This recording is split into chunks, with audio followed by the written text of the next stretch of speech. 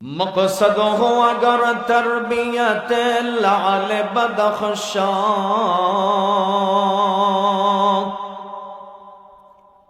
मकसद हो अगर तरबियत लाल बदख्शां, बेसौद है भटके हुए खुर्शीद का परतऊ। दुनिया है रिवायात के फंदों में गिरफ्तार, दुनिया है रिवायात के फंदों में गिरफ्तार। क्या मदरसा वालों की तगदो कर सकते थे जो अपने जमाने की इमामत, कर सकते थे जो अपने जमाने की इमामत। वो कुहन दिमाग अपने जमाने के पैरों, वो कुहन दिमाग अपने जमाने के पैरों। अल्लाह पाक नबी मोहम्मद रसूलुल्लाह सल्लल्लाहु अलैहि वसल्लम के আল্লাহর কাছে আরশে মুআল্লাতে নিয়ে গেলেন।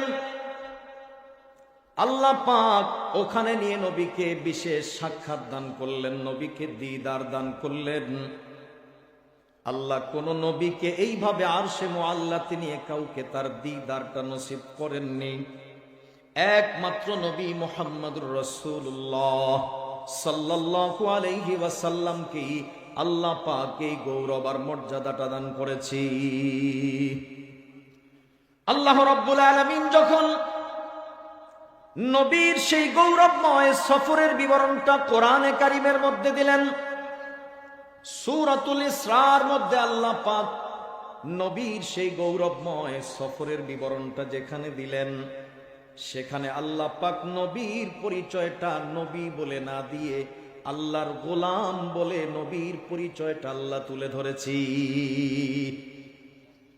আল্লাহ পাক বুঝাইতে চান, আল্লাহ পাক বুঝাইতে চান রাসূল হওয়া আমার কাছে যতটা না পছন্দের, আমার কাছে একজন মানুষের গোলাম হতে পারা, আল্লাহর গোলামিতে আত্মনিয়োগ করতে পারা, আমি আল্লাহর গোলামিতে বেশি বেশি মনোনিবেশ করতে পারা, ওই মানুষটাই আমি আল্লাহর কাছে সবচাইতে বেশি পছন্দের, ওই মানুষটাকে আমি সবচাইতে বেশি ভালোবাসি। নবী আমার আল্লাহর গোলামি কেমন করতেন?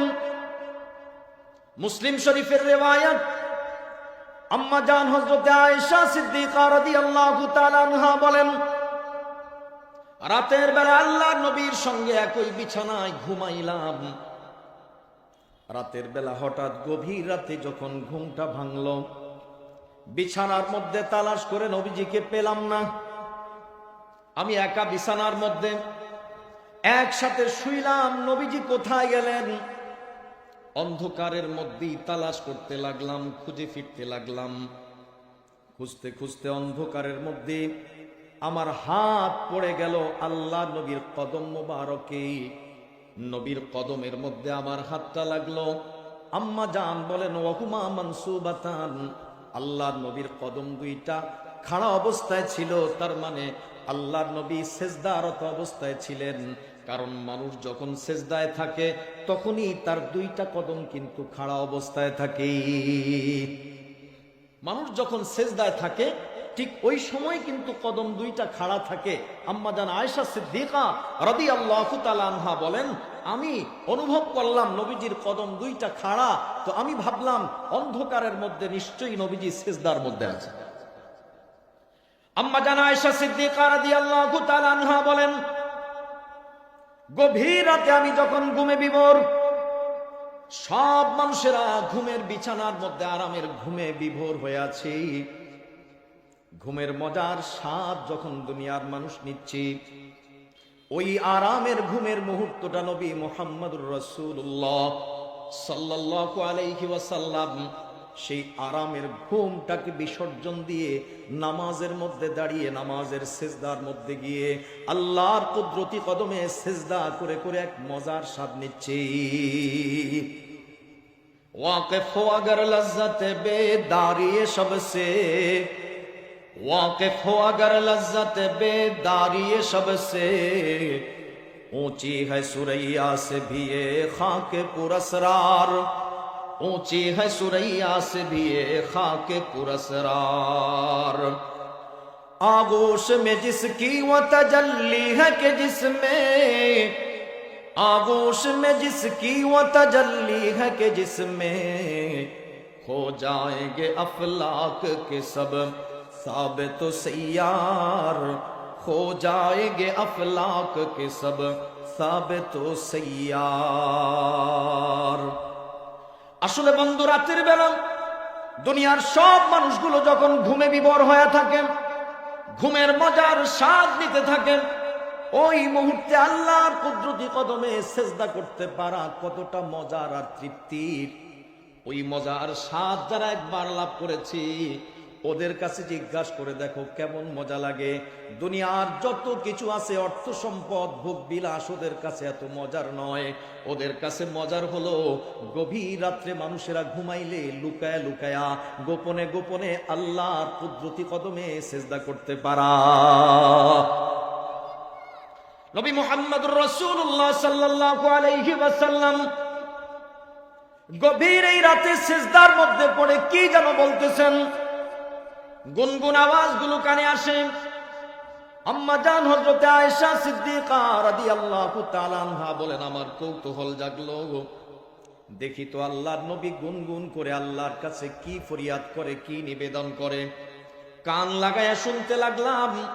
আল্লাহর নবী ওই নামাজের সিজদার মধ্যে, ওই সিজদার মধ্যে পড়ে পড়ে দোয়া করতেছেন, আল্লাহুম্মা ইন্নী আউযু বিরিদাকা মিন সাখাতিক, আল্লাহুম্মা ইন্নী আউযু বিরিদাকা মিন সাখাতিক। ওগো আল্লাহ, আমি আপনার সন্তুষ্টির মাধ্যমে আপনার অসন্তুষ্টি থেকে আশ্রয় চাই। নবী এই গভীর রাতে আল্লাহর অসন্তুষ্টি থেকে আশ্রয় চাচ্ছেন, আল্লাহর সন্তুষ্টি কামনা করতেছেন। যে সময় সব মানুষ ঘুমায় আছে, নবী ওই সময় না ঘুমায়া সেজদা করতেছেন আর আল্লাহর কাছে কান্নাকাটি করে দোয়া করতেছেন। মাঝে মধ্যে এমন হতো পা মোবারক ফুলে যেত। নবীজি এইভাবে কষ্ট করে করে রাত্রি জাগরণ করে ইবাদত করার কারণে পরিবারের সদস্যরা, আম্মা জানেরা বলতেন, আল্লাহ পাক তো আপনার সামনের পেছনের সব গুনাহগুলো মাফ করে দিয়েছেন। ওগো নবী, তাহলে আপনাকে এত কষ্ট, এত ত্যাগ আপনাকে কেন করতে হবে? আল্লাহর নবী সাল্লাল্লাহু আলাইহি ওয়াসাল্লাম জবাব দিতেন, আফালা আকুনা আবদান শাকুরা। নবী বলতেন, আরে আমি কি আল্লাহর কৃতজ্ঞ বান্দা হব না? আল্লাহ আমার গুনাহ মাফ করে দিয়েছেন, তাতে কি? তাই বলে কি আমি আল্লাহর ইবাদত ছেড়ে দিব? আল্লাহর কৃতজ্ঞতা, আল্লাহর গোলামি ছেড়ে দিব? না না, প্রশ্নই আসে না। আল্লাহ পাকের গোলামির মধ্যে যেই মজা, স্বাদ আর তৃপ্তি নবীজি পেয়েছেন, ওটা কোনোদিন ছাড়তে পারেন না। আল্লাহর গোলাম হতে পারা নবীর কাছে বড় পছন্দের। এজন্যই আল্লাহ নবীকে মেরাজের সফরে যেখানে নিয়ে যাচ্ছেন, ওই সফরের বিবরণেও আল্লাহ পাক নবীকে নবী বলে পরিচয় না দিয়ে গোলাম বলে পরিচয় দিয়েছেন, যেটা আল্লাহ ভালোবাসেন, যেই গোলামি নবীও ভালোবাসে। আসলে যারা গোলামি করতে জানে ওরা আল্লাহর কাছে বেশি পছন্দের। দুনিয়াতে তো আমরা বিভিন্ন জায়গায় গোলামি করি, বলি না মুখে, চাকুরি করে না চাকুরি। চাকুরি মানে কি? চাকুরির, এটা যদিও খুব সম্মানজনক শব্দ আমরা মনে করি, আসলে চাকুরির আরবি শব্দটাই হলো গোলামি। চাকুরির আরবি শব্দ চাকর, চাকর থেকে চাকুরি। আমি তো মনে করি আমি চাকুরি করি অনেক কিছু, আসলে যদি ওইভাবে তাকাই, চাকর থেকেই কি চাকুরি। যে চাকরগিরি করে, কারো কারো গোলামি করে, তাকেই চাকর বলে, আর এই কাজটাকে চাকুরি বলে। এই কাজটাকে কি বলে ভাই? চাকুরি বলে। তো দুনিয়াতে মানুষ যখন কারো চাকুরি করতে যায়, স্বভাবতই সব মানুষ আগে তালাশ করে কোন ফ্যাক্টরির মালিক ভালো, সুযোগ সুবিধা ভালো, বেতন ভাতা কোথায় গেলে বেশি পাওয়া যায়, ছুটি ছাটা কোথায় ভালো পাওয়া যায়, কি বলেন এটা তালাশ করে কিনা? তো দুনিয়াতে মানুষ যখন গোলামি করতে যায়, চাকুরি করতে যায়, সেখানে তালাশ করে মালিক ভালো কিনা, প্রতিষ্ঠান ভালো কিনা, সুযোগ সুবিধা ভালো কিনা, বেতন ভাতা ভালো কিনা, মালিকের আচার ব্যবহার ভালো কিনা, এইগুলো তালাশ করে। আল্লাহ পাকও বান্দাকে জানিয়ে দিচ্ছেন, বান্দা তোমাকে যে গোলামি করতে বলছি, গোলামি যে আমার কাছে পছন্দের, তুমি যে আমার গোলামি করবা, তোমার বেনিফিটটা কি, তোমার লাভটা কি, তোমার কল্যাণটা কি হবে, তোমার উপকারটা কি হবে, আগে তুমি তোমার মালিককে, কার গোলামি করবা, কোন মালিকের চাকরি করবা, সেই মালিকের পরিচয়টা একটু জেনে নাও। আল্লাহ পাক নিজের পরিচয় দিচ্ছেন, ওয়াইবাদুর রহমানিল্লাযীনা ইয়ামশুনা আলাল আরদি হাওনা। আল্লাহ পাক নিজের পরিচয়টা তুলে ধরলেন, ইবাদুর রহমান, নিজের নামটা দিলেন রহমান।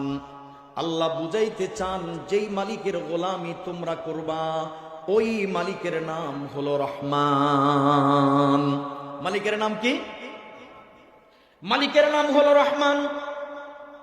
রহমান শব্দের শাব্দিক অর্থ হলো পরম করুণাময়, অসীম দয়ার মালিক যিনি, যার করুণা এত বেশি, এত বেশি, এর চাইতে বেশি দয়া যার হতে পারে না। সর্বোচ্চ দয়া মায়া যিনি করতে পারেন, ওই সর্বোচ্চ দয়া মায়ার অধিকারী সত্তা যিনি, তাকেই মূলত বলা হয় রহমান। তার নাম কি? রহমান। আল্লাহ নিজের পরিচয় দিচ্ছেন, তোমরা হলে রহমানের গোলাম, মানে তোমরা যেই মালিকের চাকরি করবা, যেই মালিকের গোলামি করবা, সেই মালিকের নাম হলো রহমান। জোরে বলুন, আমাদের মালিকের নাম কি? আল্লাহ রাব্বুল আলামিন কেমন দয়ার মালিক, সামান্য একটু বিবরণ আপনাদের সামনে দিলেই বোঝা যাবে আল্লাহ পাক কেমন দয়ার মালিক। দুনিয়ার মধ্যে এমন কোন মালিক খুঁজে পাওয়া যায় না একদিন কাজ করলে 10 দিনের বেতন দেয়, আছে নাকি? দুনিয়া, তামাম দুনিয়া যদি তালাশ করে ঘুরে ফিরা হয়, কোথাও এমন একজন মালিক খুঁজে পাওয়া যাবে না কাজ করবে একদিন বিনিময় দিবে 10 দিনের, এমনটা পাওয়া যাবে না। কাজ করবে একদিন বিনিময় দিবে 100 দিনের, খুঁজে পাওয়া যাবে না। বরং দুনিয়ার যত মালিক আমরা দেখি, মাস শেষে আরো বেতন কিছু কাটা যায় কিভাবে সেই চেষ্টা করে, কি বলেন ঠিক কিনা? মাস শেষে আপনি হিসাব করতেছেন 20,000 টাকা বেতন পাবেন, কিন্তু যখন বেতনটা তুলতে গেলেন 18,000, জিজ্ঞেস করলেন 2,000 কম কেন? ম্যানেজার বলে দিচ্ছে আপনার 2-3 দিন লেট আছে, দেরি করে আসছিলেন, আপনার অমুক দিন একটু বিলম্ব হয়ে গেছে, এই কারণে সেইগুলো কর্তন করে আপনার বেতন অবশিষ্ট আছে 18,000। তার মানে দুনিয়ার মালিকরা ফাঁক ফোকর তালাশ করে কোনখান দিয়ে 100-200 করে কমায় দেওয়া যায়, 1,000-2,000 করে কমায় দেওয়া যায়, সেই চেষ্টাটা দুনিয়ার মালিকেরা করে। কিন্তু আমার আপনার মালিকের নাম হলো রহমান। আমার আপনার মালিক কোনোদিন কমানোর চেষ্টা তো করেই না, বরং বান্দা যদি একটা আমল আল্লাহর কাছে পেশ করতে পারে, বান্দা একটা আমল করবে, আল্লাহর পক্ষ থেকে সর্বনিম্ন 10 গুণ তারে দেওয়া হবে। মুসলিম শরীফের রিওয়ায়াত, সাইয়্যিদুনা আবু যর গিফারি রাদিয়াল্লাহু তাআলা আনহুর সূত্রে বর্ণিত, قال رسول الله صلى الله عليه وسلم يقول الله تبارك وتعالى من جاء بالحسنة فله 10 أمثالها أو أزيد ومن جاء بالسيئة فجزاء سيئة سيئة مثلها أو أغفر ومن تقرب مني شبرا تقربت منه ذراعا ومن تقرب مني ذراعا تقربت منه باعا ومن أتاني يمشي أتيته هرولة ومن لقيني بقراب الأرض خطيئة لا يشرك بي شيئا لقيته بمثلها مغفرة أو كما قال النبي عليه الصلاة والسلام। হযরত আবু যর গিফারি রাদিয়াল্লাহু তাআলা আনহু বর্ণনা করেছেন, মুসলিম শরীফের বর্ণনা, নবীজি বলেন আল্লাহ পাক বলেছেন, মান জাআ বিল হাসানাতি ফালাহু আশরু আমসালিহা আও আযিয়াদ। আমার কোন বান্দা যদি একটা নেক আমল করে আসে, কথার কথা আপনি একবার বললেন সুবহানাল্লাহ, বলেন তো কয়বার বলছেন? আল্লাহর ঘোষণা, মান জাআ বিল হাসানা, কেউ যদি একটা নেক কাজ করে আসে, উদাহরণস্বরূপ একবার সুবহানাল্লাহ বলেছে, আল্লাহ বলে দিচ্ছেন ফালাহু আশরু আমসালিহা, ও ফেরেশতা যারা আমলনামার মধ্যে লিখবা, কম পক্ষে লিখবা 10 গুণ। আমার বান্দা একবার বলেছে এইটার সওয়াব লিখবে না, বান্দা 10 বার সুবহানাল্লাহ বললে যেই সওয়াবটা হতো, আমার বান্দার আমলনামার মধ্যে কম পক্ষে 10 গুণ পরিমাণ লিখে দিবা। শুধু এতটুকু ক্ষান্ত না, নবীজি আরো বলেন, আল্লাহ পাক বলেছেন আও আযিয়াদ, আমি আল্লাহ 10 গুণ দিয়েও শেষ করব না, বরং কাউকে চাইলে আমি আল্লাহ 10 গুণের চাইতেও বেশি দিয়ে দিব। কেউ যদি অন্তরের গভীর থেকে সুবহানাল্লাহটা আরো সুন্দর করে বলতে পারে, মহব্বতের সাথে বলতে পারে, অত্যন্ত ঘনিষ্ঠতার সাথে, আল্লাহর সাথে একাগ্রতার সাথে যদি বলতে পারে, ইখলাস যত বেশি হবে, আন্তরিকতা যত বেশি হবে, তার মনের গভীর থেকে যত বেশি গভীর থেকে সে বলতে পারবে, আল্লাহকে যত বেশি খুশি করতে পারবে, আল্লাহ তাআলা একবার সুবহানাল্লাহ বললে ওয়ালাকে কাউকে কমপক্ষে 10 গুণ, কাউকে 100 গুণ, কাউকে 1000 গুণ, কাউকে 1,00,000 গুণ, কাউকে একবার সুবহানাল্লাহর বরকতে কোটি গুণ সওয়াব দান করতে পারে। আল্লাহ রাব্বুল আলামিন কোন পরিমাণ বলে দেন নাই। আও আযিয়াদ, আমি কমপক্ষে 10 গুণ দেব, পরিমাণ কমেরটা শুধু বললেন, সর্বনিম্ন পরিমাণেরটা শুধু বললেন, সর্বোচ্চ কোনো পরিমাণ বলেন নাই। আমি আল্লাহ বাড়ায় দিব, তার মানে বান্দাকে সুযোগ দিয়ে দিলেন, প্রতিযোগিতার মধ্যে বান্দাকে ফেলে দিলেন। ও বান্দা, দেখি এবার তুমি আমার কাছে প্রতিযোগিতা করি, কে কত বেশি নিতে পারো, কার সুবহানাল্লাহটা কত অন্তরের গভীর থেকে বলতে পারো, কত আন্তরিকতার সাথে বলতে পারো। দেখি তুমি কত ভালো করে আমারে ডাকতে পারো, আমাকে আল্লাহ তুমি বলতে পারো। আল্লাহ পাক ওইটা দেখবেন, যার ডাকটা যত গভীর থেকে হবে, যত আন্তরিকতার সাথে হবে, আল্লাহ ওইভাবেই তাকে ওই পরিমাণ নেকি আর সওয়াব দান করবে। তাহলে সময়গুলো এখন থেকে কাজে লাগাবো ইনশাআল্লাহ।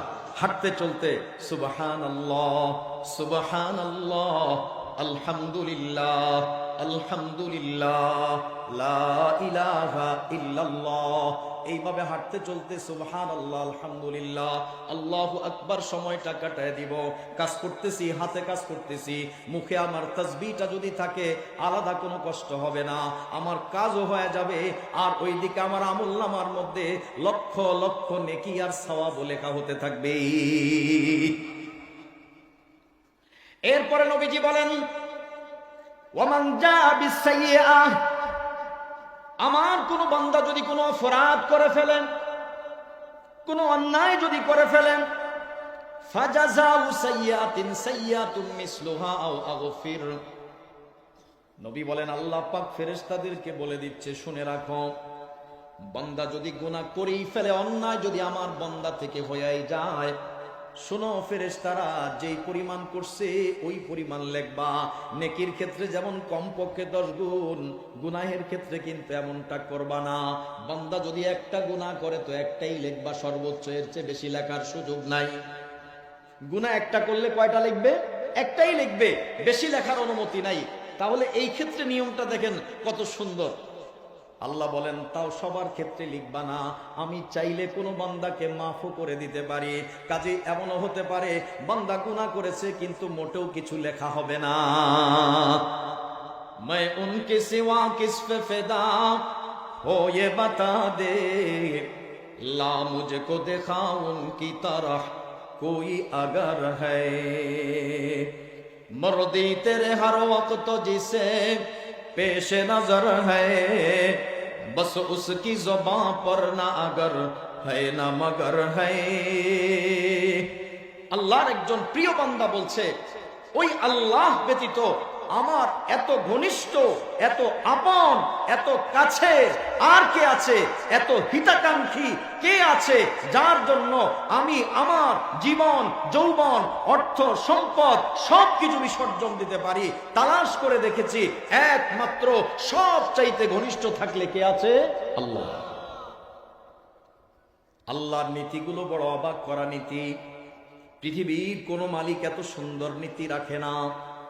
আল্লাহ ঘোষণা করতেছেন, আমি চাইলে কাউকে মাফ করে দিতে পারি, তার আমলনামায় গুনাহ করার পরও গুনাহ লিখবো না, মাফ করে দিব, আমলনামাটা সাফ করে দিব। এরপরে আল্লাহ বলতেছেন, ও নবী শুনায় দেন, মান তাকাররাবা মিন্নি শিবরান তাকাররাবতু মিনহু জিরাআন। আমার কোন বান্দা যদি এক বিগত পরিমাণ আমি আল্লাহর দিকে অগ্রসর হয়, এক বিগত পরিমাণ যদি আল্লাহর দিকে অগ্রসর হয়, আল্লাহ বলেন, নবী বলে দেন, আমি আল্লাহ তাকাররাবতু ইলাইহি জিরাআন, আমি আল্লাহ তার দিকে, জেরা মানে আরবিতে এই পর্যন্ত এটাকে জেরা বলে, তার মানে প্রায় 2 বিগত। আল্লাহ যেন বলতে চায়, বান্দা যদি আমার দিকে 1 বিগত পরিমাণ অগ্রসর হয়, আমি আল্লাহ তার দিকে 2 বিগত পরিমাণ অগ্রসর হয়ে যাব। ওয়ামান তাকাররাবা মিন্নি জিরাআন, আমার কোন বান্দা যদি আমার দিকে 1 বিগত, 1 জেরা পরিমাণ, 1 হাত পরিমাণ যদি অগ্রসর হয়, আল্লাহ বলেন, নবী আপনি বলে দেন, তাকাররাবতু মিনহু বাআন, আমি আল্লাহ 1 বা, আরবিতে এই হাতের মাথা থেকে বগল পর্যন্ত এটাকে বাউন বলে। তার মানে কেউ যদি 1 হাত পরিমাণ অগ্রসর হয়, আল্লাহ বলে আমি 2 হাত পরিমাণ তার দিকে অগ্রসর হয়ে যায়। আল্লাহ পাক আরো বলেন, ওয়ামান আতানি ইয়ামশি, আমার কোন বান্দা যদি আমার দিকে হেঁটে হেঁটে অগ্রসর হয়, আতাইতুহু হারবালাতান, আমি আল্লাহ তার দিকে দৌড়ায় দৌড়ায় অগ্রসর হই। আমি হেঁটে হেঁটে আসি না, আমি আমার বান্দার দিকে দৌড়ায়া দৌড়ায় আসি, আর আমার বান্দাকে আমার রহমতের কোলে তুলে নেই। এরপরে আরো আশার বাণী শুনাইলেন। আল্লাহ নবীকে বলে, আপনি বলে দেন, ওয়ামান লাকিয়ানি বিকিরাবিল আরদি খাতিয়াতান লা ইউশরিকু বি শাইআ লাকিতুহু বিমিসলিহা মাগফিরাতান। নবী বলেন, আল্লাহ পাক জানায় দিচ্ছেন, আমার কোন বান্দা যদি এই গোটা জমিনের খালি জায়গাটা গুনাহ দিয়ে ভরে ফেলে, খালি জায়গাটা পুরা গুনাহ দিয়ে ভরে ফেললাম, পুরা জায়গাটা ভরে গুনাহ দিয়ে ভরে নিয়ে আসলো, শুধুমাত্র একটা শর্ত, লা ইউশরিকু বি শাইআ, আমার সঙ্গে কাউকে শরীক করলো না। শিরকের অপরাধ ছাড়া যদি গোটা জমিনের ফাঁকা জায়গাটা পুরাটাও ভরে গুনাহ নিয়ে যদি আমি আল্লাহর দরবারে হাজির হয়ে যায়, কিয়ামতের ময়দানে যদি আমার কাছে হাজির হয়ে যায়, আল্লাহ পাক বলেন, লাকিতুহু বিমিসলিহা মাগফিরাতান, আমি আল্লাহ বান্দার এই বিশাল গুনাহ রাশিকে, পাপ রাশিকে মাফ করে দেওয়ার জন্য আমিও তার জন্য সম পরিমাণ